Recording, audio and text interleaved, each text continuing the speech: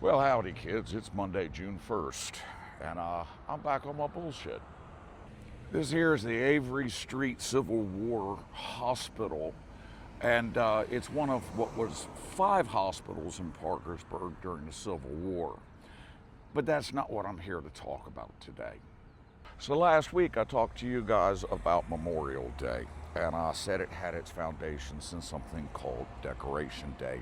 And I sort of glossed over that without a lot of details. I'm going to go into that today because it's an important and amazing story. May 1st, 1865, in Charleston, South Carolina, was the very first Decoration Day. It happened at a racetrack. That racetrack was known as the Washington Racetrack and Jockey Club. And during the Civil War, it had been turned into an outdoor prison holding Union troops.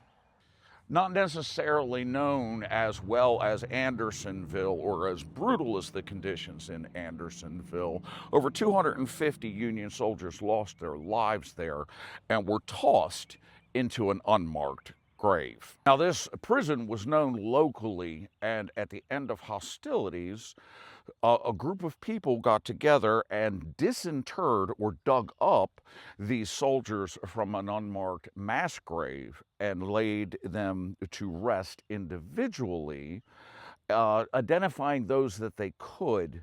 We didn't have dog tags, and they didn't keep the best records about who were prisoners in this camp.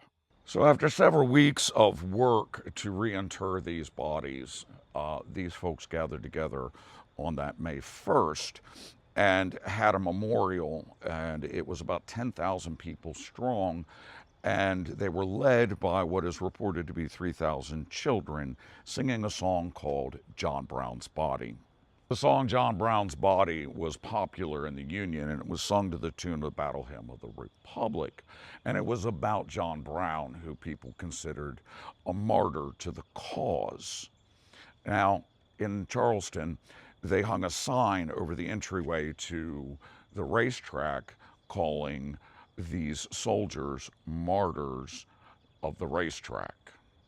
These people gathering laid flowers on these graves to honor those that had fought for their freedom. And I say their freedom because one of the details that I've left out of this so far is this event was led by local emancipated peoples. They were black. There was also a contingent of black soldiers there that had fought on the side of the Union. At that point in time, most of the white people had fled Charleston, South Carolina, and were nowhere to be found. Within about 2 years of the return of white people to Charleston, South Carolina, they had removed all evidence of this event, including having dug up and removed all the Union soldiers. So like a number of other things, we cherry pick our stories, the ones that make us feel comfortable, and neglect the ones that make us feel uncomfortable. And unfortunately, that leads us to some really bland history. When you cook, you don't just use sweet spices and sweet flavors.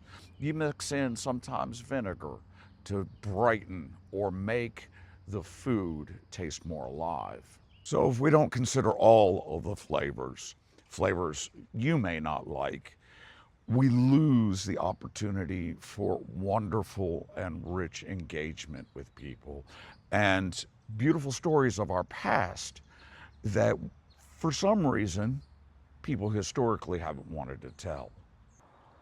And what we're left with is the General Order number 11 by Mr. Logan, and no acknowledgement of what people had done prior other than just a brief mention of it. So that's what we get left with, kids. A story that starts with white people completely neglecting what had happened prior, not because of our present day racism, but because of our racist history.